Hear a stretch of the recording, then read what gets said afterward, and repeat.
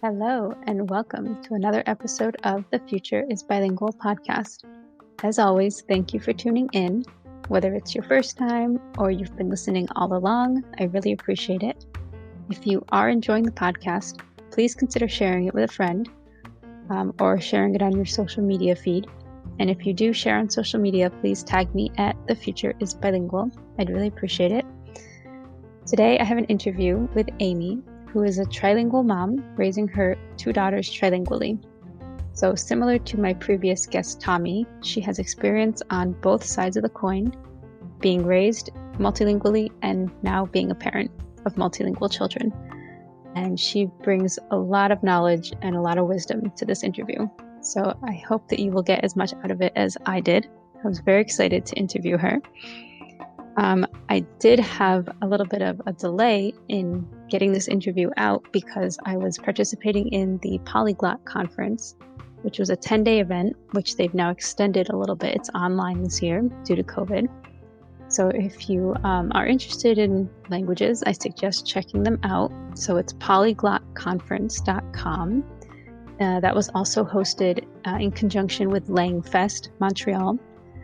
So go check out those two amazing organizations. They have conferences every year. I'm so glad that I was able to participate, and I hope to continue to participate in the future.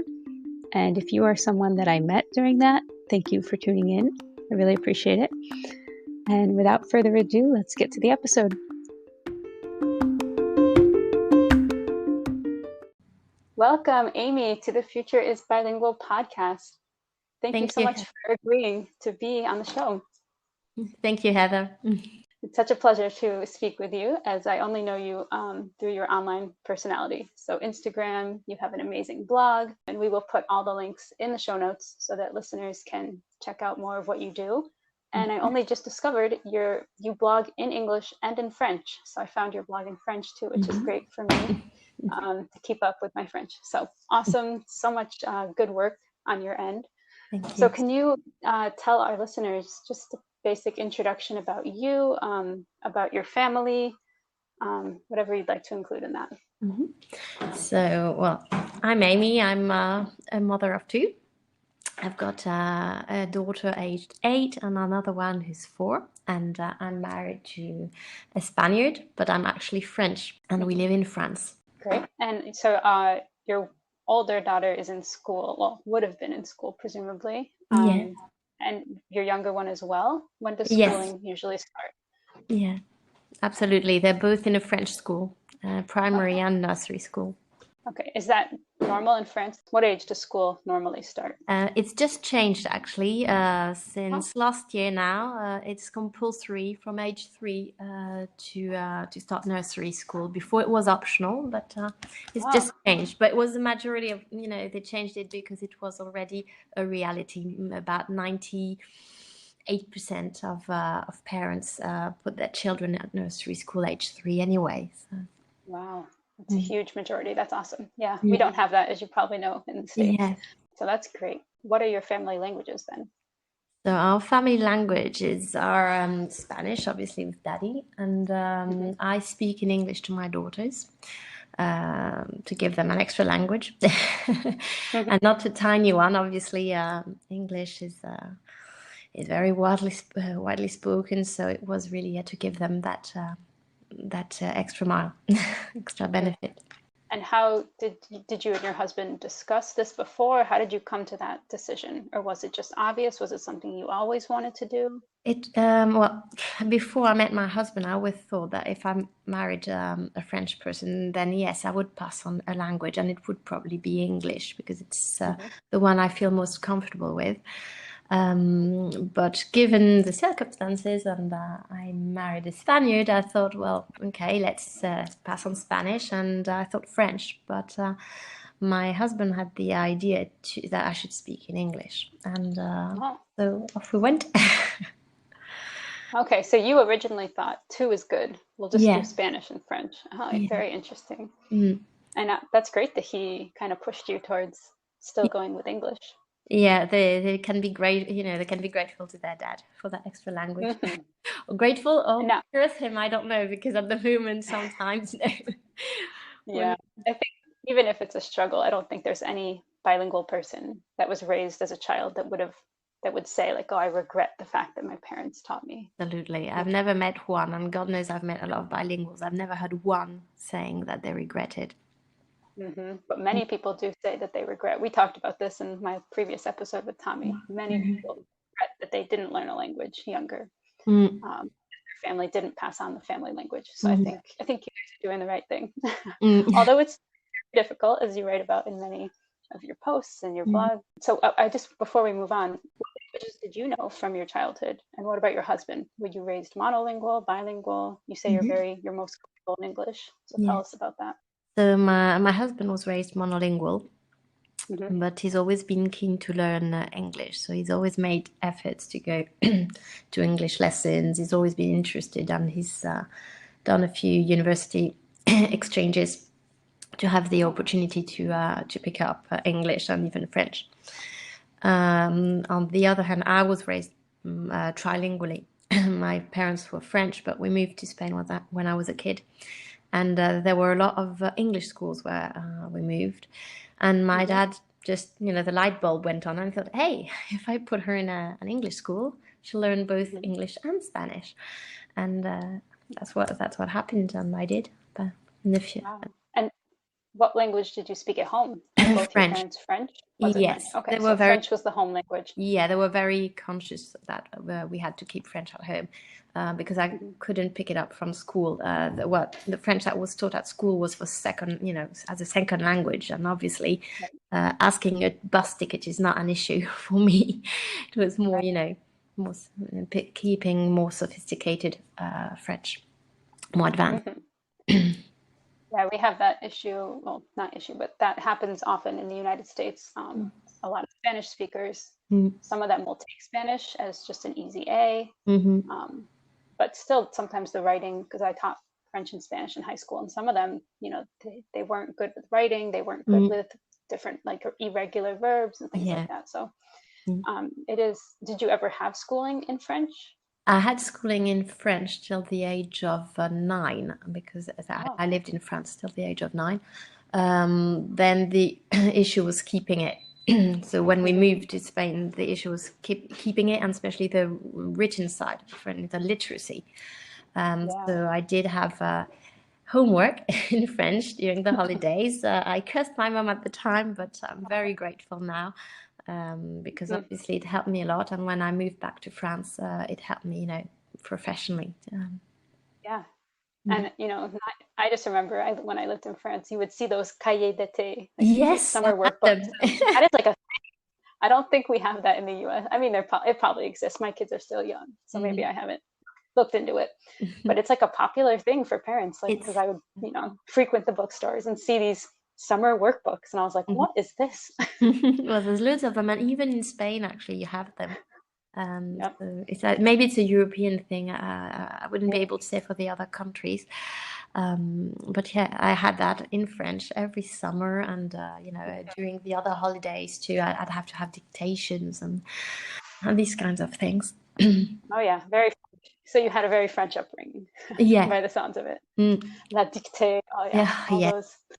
Wonderful. But I mean, but now the result is that you're this like wonderful trilingual mix. You had schooling, you had English for school, French for school, but then the home language is French. You had Spanish as the community language at a young age. Yeah. That's really wonderful. So your husband and you then share your 3 languages. Yes. So what do you speak between yourselves? If we don't have the kids around, we can mix. But when the kids are around, it's always Spanish. Or I can speak in English to the girls. It doesn't matter because my husband speaks English, so he knows what I'm saying.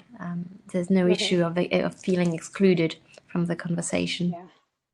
And that's really great. I don't think a lot of families have that option. Like maybe in the opal situation, one partner might not know the home language of the other, or the native language. I think you guys are in a very fortunate situation that everybody speaks everybody's languages, and I mean, you do all sorts of kind of games and jokes, and French and Spanish are close, so that's probably helpful as well. Yeah. Oh, that's really great. You guys are like the perfect example. Your childhood and now the way you're raising your kids, you have a lot of experience. I have a lot of Uh, experience, but at the same time, it can be, it can, trip you up because at the beginning, when we began the adventure of, raising bilingual, mhm. I didn't look it up. I thought it's easy, of course, just speak to the child and that will be fine. And Yeah. that was a big mistake. It didn't work that way. Hmm. So Yeah. it's Uh, Tell us about that.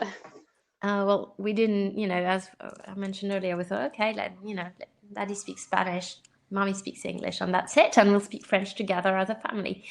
And obviously, I didn't look. Yeah, obviously, I learned the languages later as an older child, so it's not the same perspective Hmm. as a toddler. My daughter, my eldest, just thought, oh, well, Mommy speaks French, Daddy speaks French, so why should I bother speaking these other two weird languages? And Hmm. she would become a passive trilingual, but she wouldn't speak. She said a few words there and there, a bit in Spanish, but Hmm. hardly nothing in English. She was not interested until one day when she was 4. I started, worrying and thinking maybe I should give up. Basically, I was really Oh. thinking maybe I should give up on English. I couldn't give up on Spanish because of Hmm. my in-law. Yeah. But I thought, well, maybe I should concentrate our efforts on Spanish. But I started reading and realized, that the mistake in our case was having French at home. So one day I didn't say anything to my husband and I just started addressing my daughter in English all day long. Everything I said was in English and I spoke to my husband in English.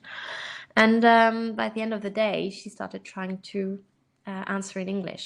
And I can Wow. remember my husband looking at me and, that eye contact, we thought, that's it. The penny dropped and we're like, Yeah. okay, French out. Hmm. Mm. You had an immediate result. That's amazing. Yeah, that was quite surprising. I don't know what happened But in her little head, but yeah, I think she's still so young at 4. Like they're yeah. still so impressionable that they're just like, oh, okay, we're switching. Yeah, that's Uh, right. Yeah, it's probably that's that. amazing. Good thing you Mm. did it when you did.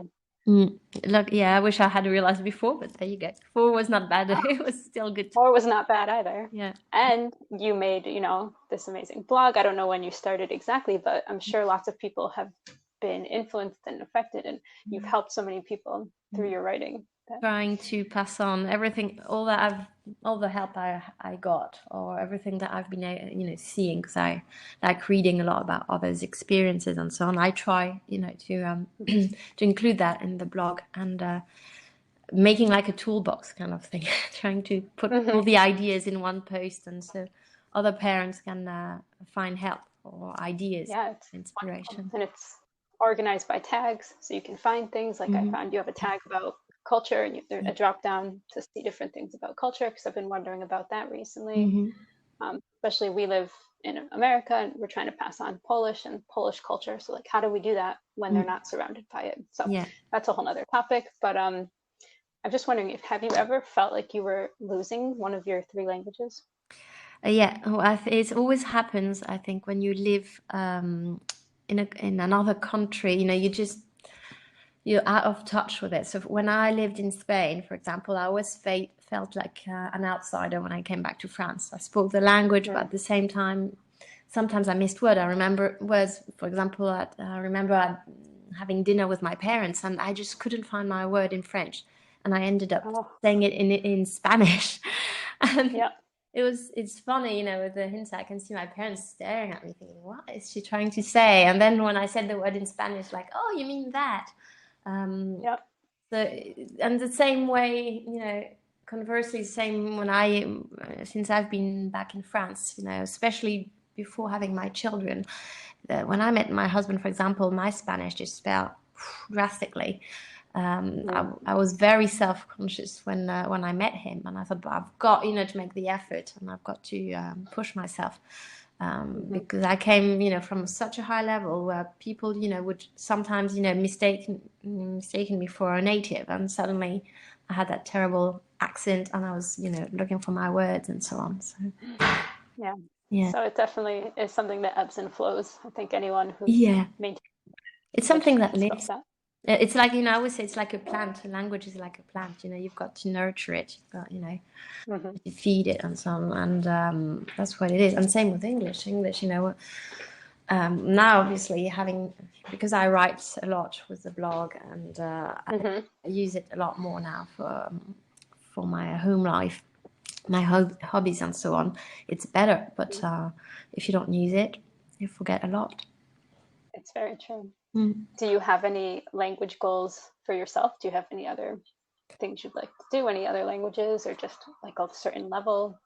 Like, I Nothing, don't know, reading a certain novel in Spanish or something. nothing formal, but I do at home anyway. I try to read only in English and Spanish, Hmm. generally. A lot of English because that's a language I'm trying to pass on, but even Spanish because I don't want my Spanish, to to disappear again. Right. But nothing formal. Maybe work a bit on a workbook maybe for my Spanish, because I Hmm. still have doubts sometimes, and sometimes you think, am I saying this right? You've got Hmm. doubts, so maybe working a bit on that. Your blog is full of tips, so I'm not even gonna ask the question if you have any any tips. But you guys switched. So would you say you switched from Opal to the minority language Yeah, at home? that's how I put it. Sometimes people say, "Oh, but it's the same. You're still doing Opal." Yes, I agree, but It's a it's mix. It's an Opal yeah, minority language. exactly. At the end of the day, French is not welcome at home. I mean, we've put when we switched when my eldest was 4, we put the little flags on our door, on our entrance Mm. door, where there's a little Spanish and a little British flag to signal that that's the languages we speak at home. We explained to her what it meant, and there's a Hmm. little French flag on the back of the main door. So as she Hmm. exits, she knows French is welcome again. Ah, So very visual. That's it's good. very That visual. works for kids. Hmm. Yeah, and I think it worked pretty well. At the beginning, she did try a couple of times to get some French back, and then I said, "Go and look at the door there." Okay, I was going to ask how did you enforce that? Well, the little flags, it's her who put them. We put them in a little envelope, and we entrusted her with a mission. We explained to her she had to put the little flags, where we explained what they represented, and she had to stick them on the door and so on. So she was all Hmm. happy to have a mission. And over time, she did slip a few times. I think it was voluntarily, and we said, no, no, no, no, no. Go and see, go and look at the little flags, refresh your Hmm. memory what they mean, and then eventually she just let go of it, and she doesn't try to use French at home. Hmm. Maybe more like words. So when she's got, she can't remember at the end of the day, she's tired, and even though I've told her 100 times what a folder is called in English, she'll forget.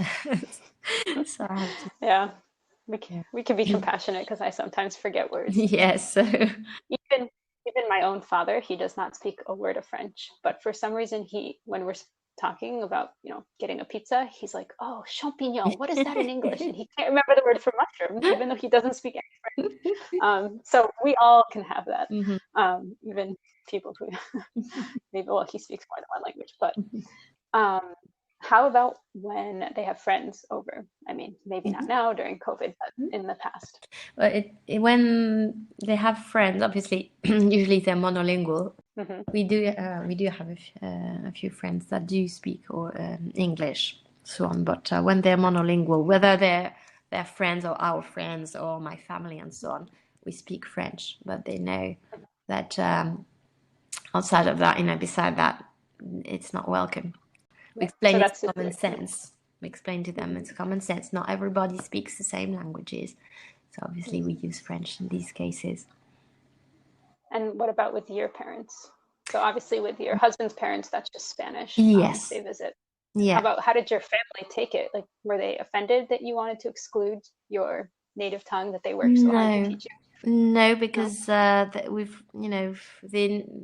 we've got the same background. We've lived abroad, and I've been raised trilingually, and they understood that, and they thought I was giving a gift to the girls more than anything. At the beginning, what might have shocked them a bit was when I started excluding French formally. And when she was 4, when my eldest was 4, and we said, that's it, was French. Please try not to get French books. Try to find other things that's, got no language on it, or, Then yes, I think they thought maybe I was a bit excessive. Yeah. But they respected it. And now that the girls speak, they're like, I think they're really happy that I pushed through, and they're not questioning. And that's a good message, I think, for Yeah. parents that might be hearing, pushback from family or the community in some way that, you really should teach them. In our case, it would be English, or in your case, French. Stick to your guns, stick to your Yeah. principles. This is what you think is the best for your family. It's, it's your family at the end of the day. These are your little people. It's your choice of exactly. It's your choice of education. I mean, there's not just bilingual education. You've got Montessori techniques, and you've got positive education, and God knows what. It's you choose the kind of education you want to give to your children. So you wouldn't feel guilty of using Montessori in your home education. So why should you feel guilty of raising bilingual? It's just another kind of education. That is a wonderful point, yeah. And people, don't bat an eyelash if it's Waldorf or Montessori, as you're saying, these different types. That's really great. I'd like to ask you about trips. Do you guys make trips to Spain? You Yeah. are pretty close. Do you go to England? Do you have friends that you can visit there? We concentrate on Spain. We go twice a year. We don't go to the UK. There's also a question of budget. The UK's I'd love to. I'm very, very sad. I haven't been there since I've had my kids, so I'm very sad because I absolutely love the UK, but the budget is not the same.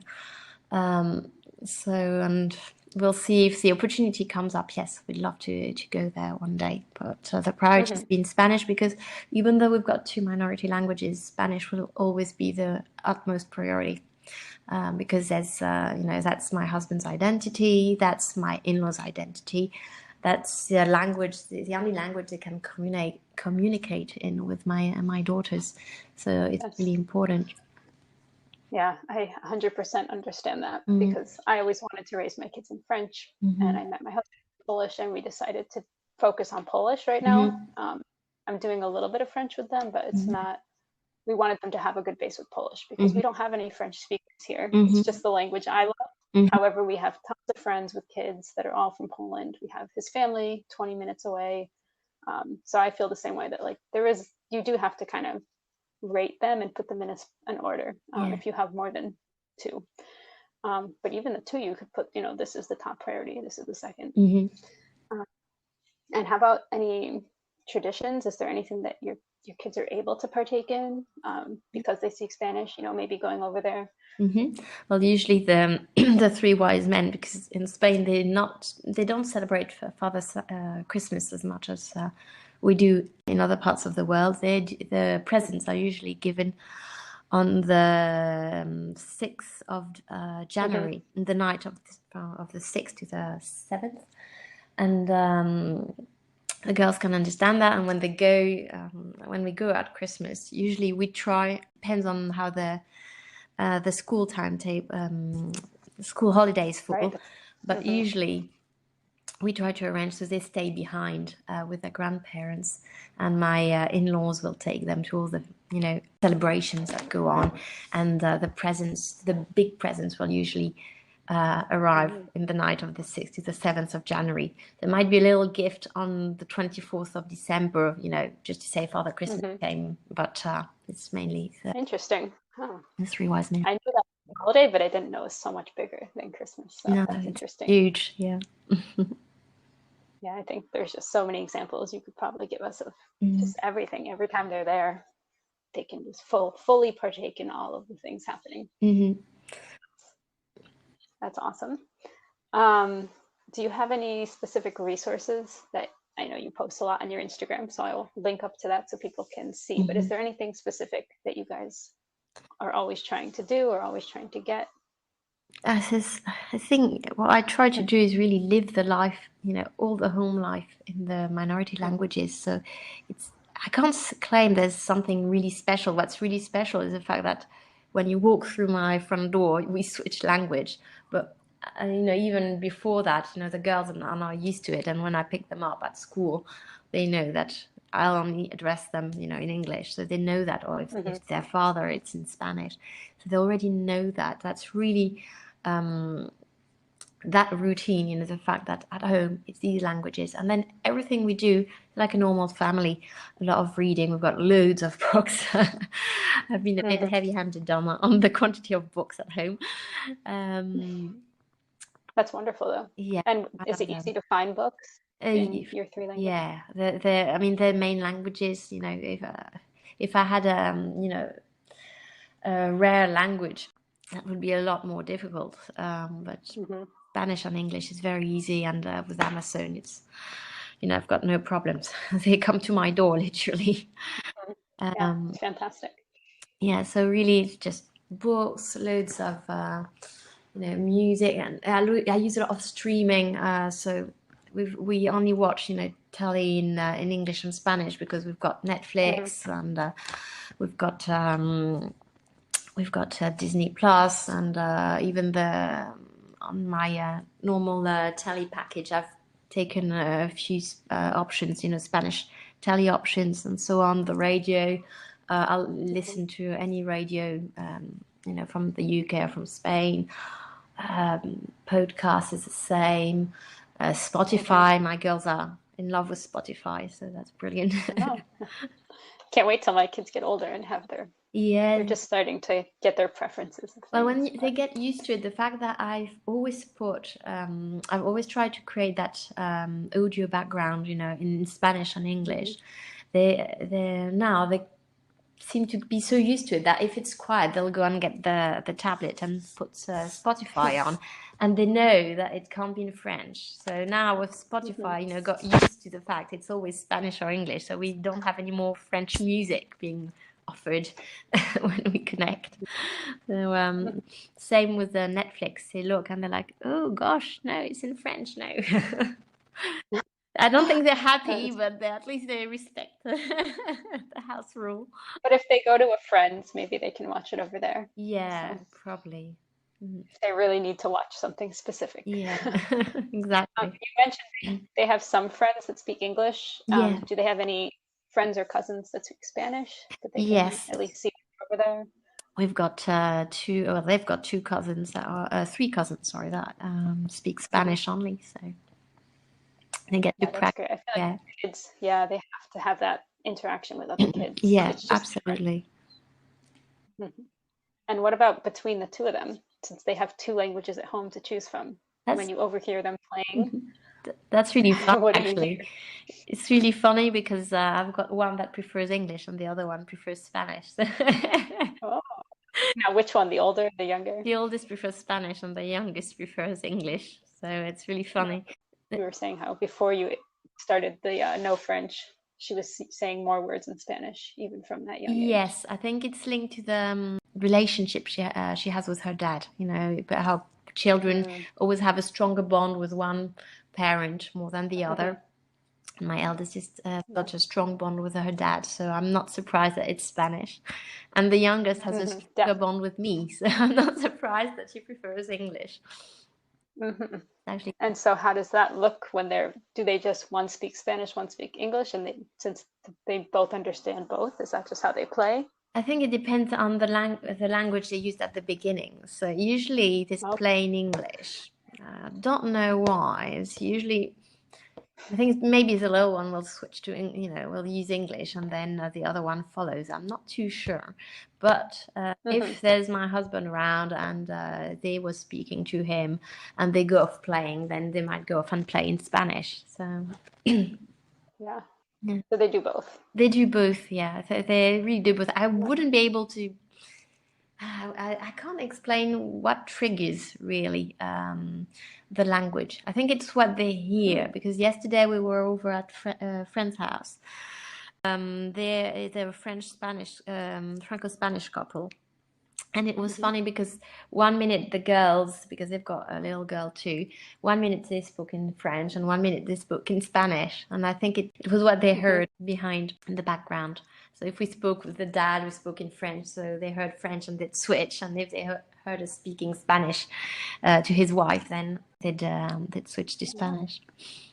That is funny. Yeah. Yeah. And they're probably not even conscious. They're probably just, Yeah, if they come up with an idea and they think of the word gato in Spanish, they're like, okay, let's pretend we're cats. And exactly. I think like whatever it comes up in their mind, it's exactly. so. I don't think they realize it just switched because it's so natural. They're just used to it. Oh, okay, that word, switch. Mhm. And have you ever noticed them maybe forgetting a word or putting the wrong word in the wrong language? It's never, I wouldn't say it's a wrong word. I think it's always a conscious choice that they make. Oh, okay. I Mm-hmm. think, I think I haven't got a fantastic memory, I'm afraid. So at the moment, at least, I would say it's a deliberate choice. When they say it, it's because they don't remember the word in that language. And it's a bit of a cue for me to, especially when it's a French word, like my eldest, when she forgets folder in her Mm-hmm. sentence, I think it's a bit of a cue because she knows I'm going to, pounce and say, folder, folder. Mm-hmm. So when they were smaller, I'm not convinced it was a mistake. I think they just know children are pragmatic, and they just got a Mm-hmm. blank, and they just head for what they remember. Yeah. I think it's not. I'm not convinced it's a mistake. From what I Mm-hmm. remember as a kid, now I was an older kid, an older trilingual kid, but from what I remember, is more, switching. It's a code switching. It's a conscious Mm-hmm. choice. I can't remember that word. I'll go and pick it in another language. Yeah. I'll give you another option. Maybe you can Exactly. help me. Exactly. And Yeah. usually it's always with somebody who speaks this language. So, for example, I would never Mm-hmm. code switch with somebody who did not speak, for example, of French. I wouldn't code switch in that case. And I think Mm-hmm. the kids are a bit like that. I've never seen them code switching, for example, with their grandparents, for example. Yeah. Because they know they can't. Exactly. That's right. And they know Yeah. because I remember my little one saying to her granddad last year, but Granddad, why is it you don't speak English? Why is it you don't speak, or why is it you Oh. only speak Spanish? I think that's what she said. Mm-hmm. She's conscious of that. That's a good lesson for Yeah. them as well. That there are people who only speak one. There's people that speak two. There's people that speak three like them. Mm-hmm. So, Exactly. do you have any proud bilingual parenting moments, or your own proud bilingual moment, or trilingual in your case? I think I've got several of them with my kids. I think the one that Mm-hmm. was the best, it's a bit of a karma thing, when it comes around. We had a friend who was a bit skeptical about raising our oldest at the time. It was at the time only had my eldest. He was a bit skeptical about all this, and he had witnessed that my eldest would only speak French.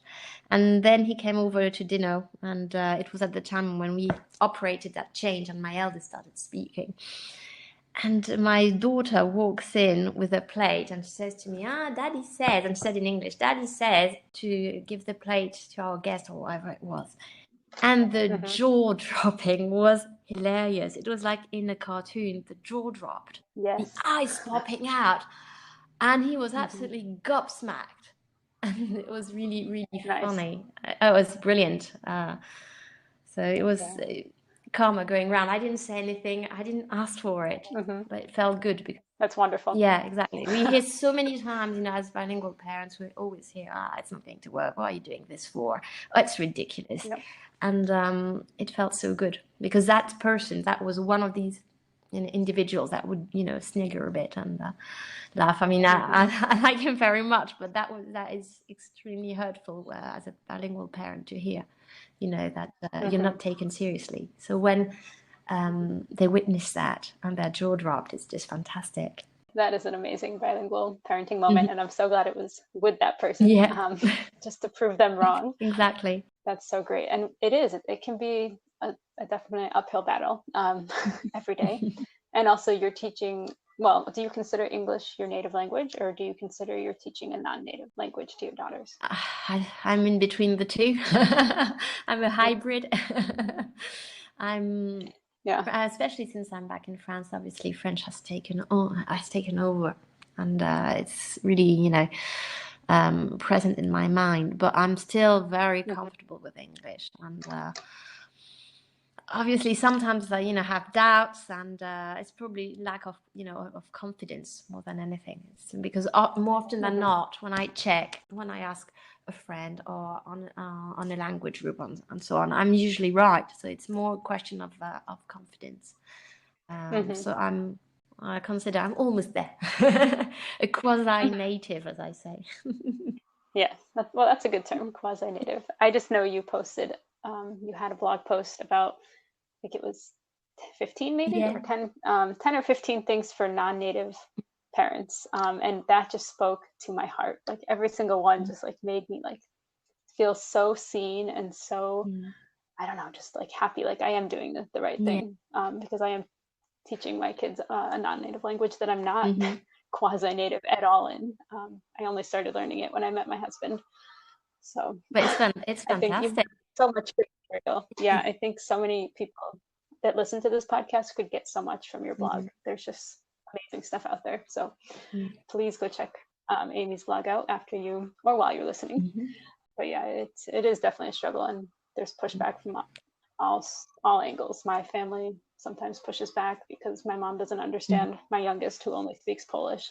Like, why you got English to her? And I just know like exactly what your experience was. Like if we let that community language in, it's going to be hard to kick it out. It's going to be complicated, especially once they start schooling. It just stifles everything, and it's like that wild plant that takes over everything. And it's French is my native language, and I love it very much. I didn't kick it out because I don't like it, but it was clear that it was just stifling the minority languages. And when my eldest started school, the little she spoke in the minority languages, that was it. After that, it was just almost only French, really. So you compare it to an invasive plant. I think that is such a good analogy because it is. It just we like both of these things, but it'll take over. Exactly. It's finally striking a balance, really.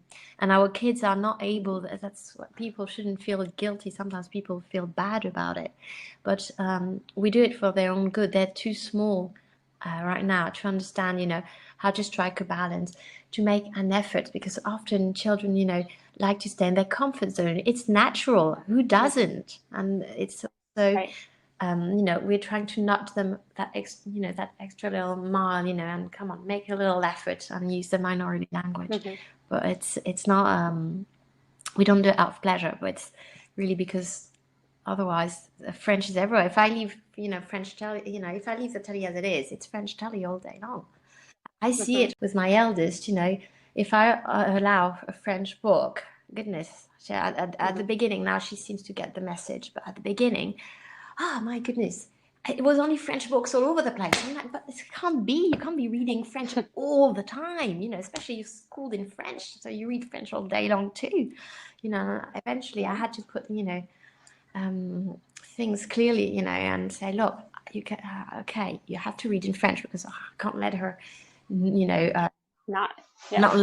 reading French. I don't want her falling behind her classmates, but at the same time, you've got to make the effort and read some of your English and Spanish books. It's striking a balance, and she's learning that now. She's 8. She's starting to understand that we've got to strike a balance. Yeah, I don't know what age the balance can come, because I kind of compare it to like if my child, especially my oldest, he's pickier. If I let him choose what to eat, he would eat just bread and cookies all day. That's right. So like for both as parents is to help them, eat a balanced diet, and in this linguistic sense, to keep a balance between their languages, because they would pick whatever is the least, the easiest path. Exactly. So if they hear French in school and all their friends speak French, that would be the easiest path for your daughters. So it's part of our role. Like, we are the parents for a reason. They will grow up eventually and make their own choices, but right now they're little, and they're learning to do that on their own. Exactly. I would love it if you could teach us a word, and maybe say it in both Spanish and French, because we're speaking English, so that the people listening could hear. A word in both languages. I hadn't anticipated that.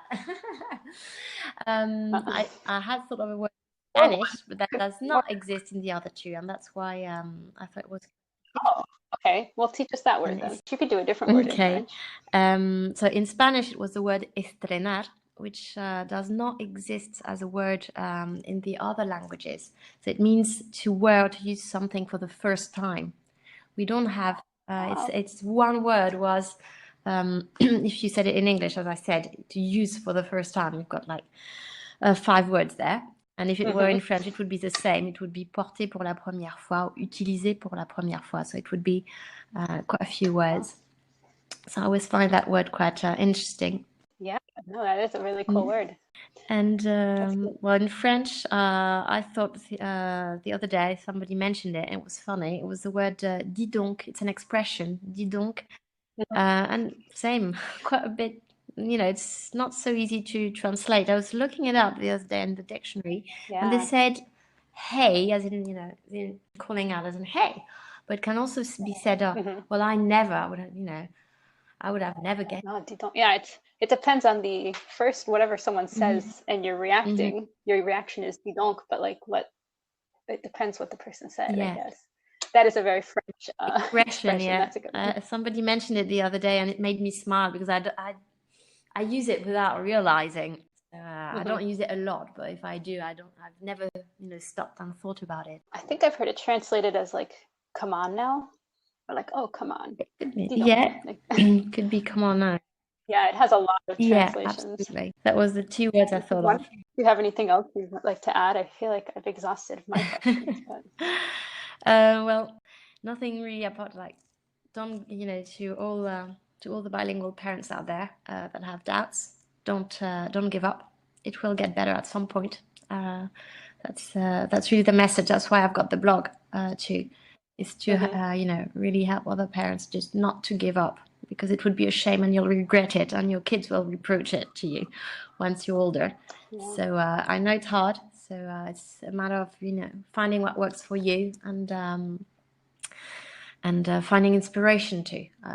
It takes a lot of time sometimes, to you've got to be a lot, on the internet. I think fortunately, social media enables us, to communicate as a community of bilingual parents, and supporting one another, and providing inspiration. So go out there, but don't give up. It would be such a shame.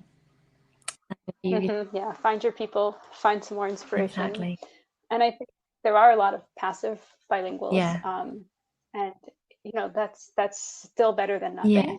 But I do think it then goes on your child's shoulders. Do they want to work towards that as an adult? And I feel like many times children might not grow up to be an adult who wants to study a language now as an adult. So it's not bad to be passively bilingual, but yeah, I think your message of don't give up. It is going to be challenging, but it'll be worth it. It'll definitely be worth it in the end to have them be active. Like you worked on getting your daughter from passive to active, and it's a huge switch, and it'll be so much harder if you wait, because then we get more self-conscious, and it's so much more effort to try and speak. Just thinks it becomes such a bigger challenge the longer we wait. Definitely. And the bigger they'll get, they'll become more conscious, as you said, and that will be harder. That will become, it will become more challenging for us to make them switch. So don't give up, keep going, and find your community to support you, and get ideas. And at least you won't regret, even if it doesn't work out. At least you've tried. You've got, you won't have regrets, at least, of not having tried, of not having done. Very true. Yeah, the ball is out of your court. You've done everything you could. As parents, we always do our best. We feel like at the end of the day, maybe it wasn't enough, but it's like, okay, that was the best I could give on that day. Absolutely. So yeah, don't beat yourself up if you only spent an hour speaking your target language. You can build up and start with a few minutes, 20 minutes, work your way up to eventually, it would be great to have like you're doing the whole day. When you enter your house and you speak to mom, you speak in English. Sure, that's, an ideal, but if you're not there yet, work your way up. Trying to introduce more French, and we are not there. I'm not speaking a full day to them in French, but I would love to be. And I'm not going to get down on myself for not being there yet. But I'm going to, work on building building their vocabulary, building their understanding. So if you're in that boat with me trying to add a language, stay tuned. I'll keep talking about it because my little experiment of teaching them more French is ongoing. But I am seeing like they know the songs now. We started with music, which is so wonderful because they'll just listen and repeat.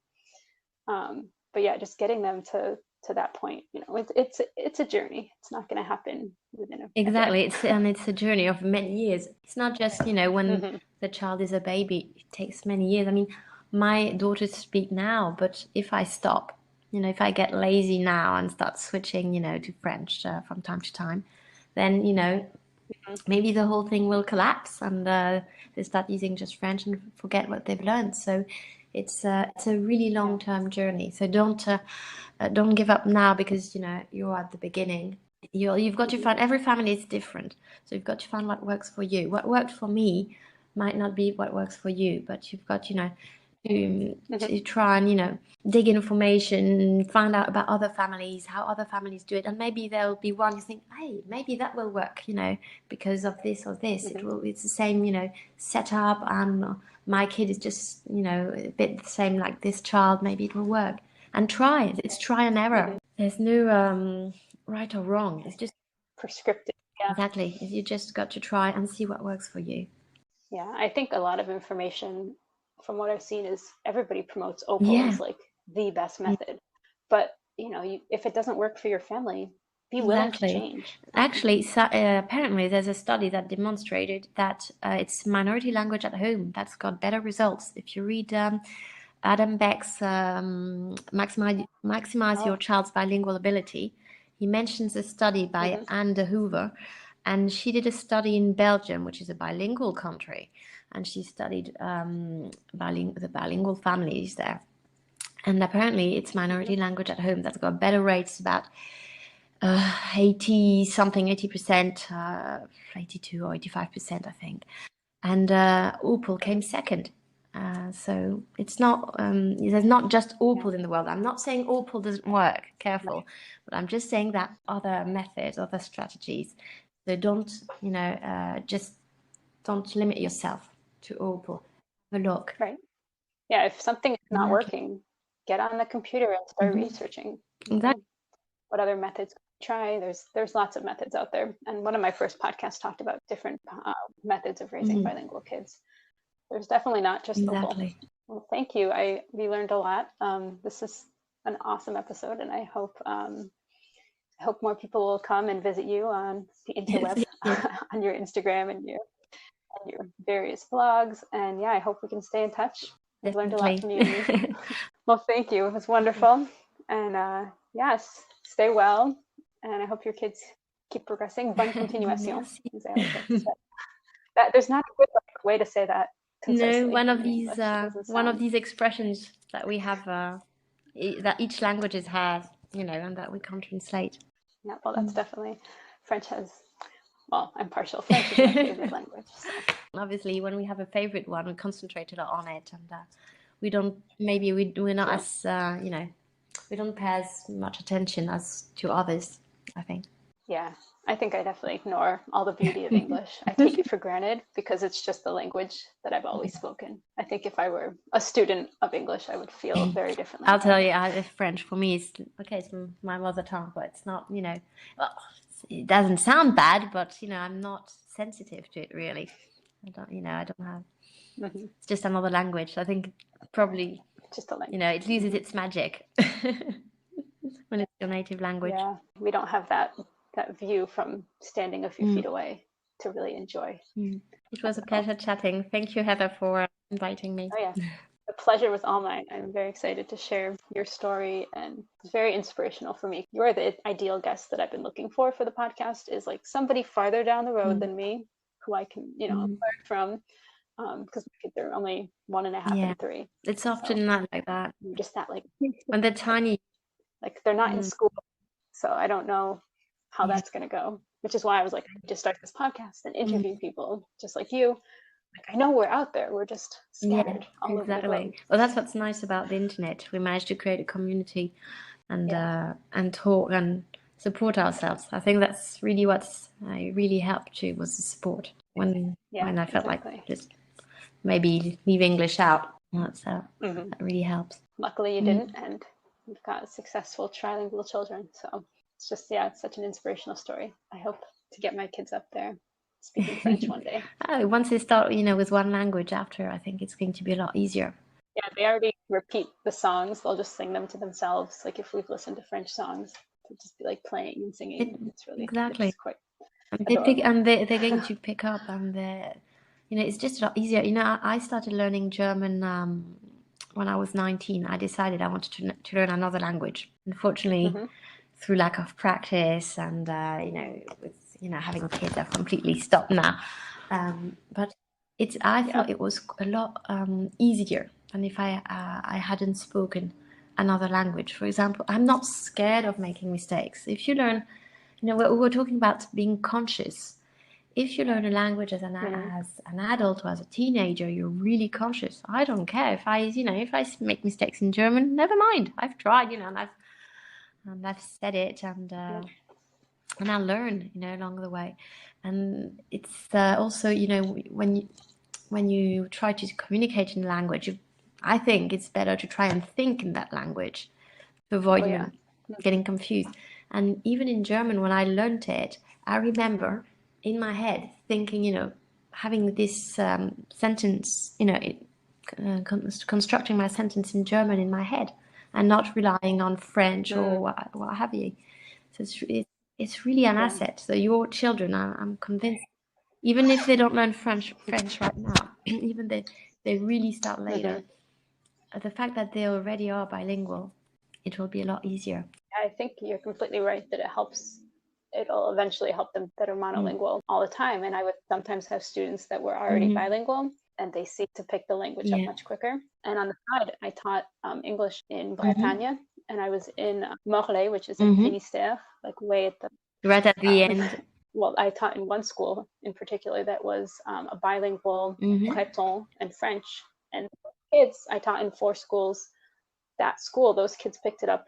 They picked up English so much quicker than the other 3 schools that were monolingual French. And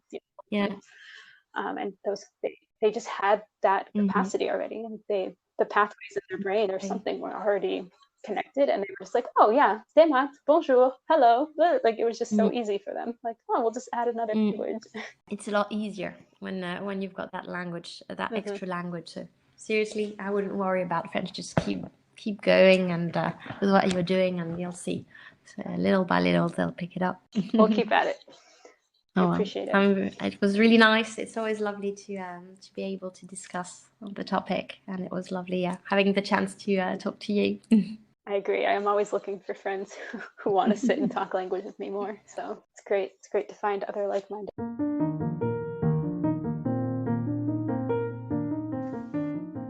My apologies, as my interview with Amy got a little chopped off at the end, but I hope that you enjoyed our discussion and got as much out of it as I did.